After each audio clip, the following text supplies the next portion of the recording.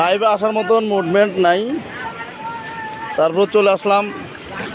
দেখেন আমাদের অবস্থান, আমার ঘর বাড়ি যেমনি যা আছে সব কিছু ফিনিশ হয়ে গেছে।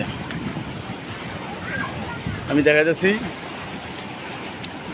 আসলে আমরা কিছু লোক এই যে নদীর পার আছি, নদীর সাথে যুদ্ধ করে থাকতেছি। দেখেন আমাদের ঘর বাড়ি নাই,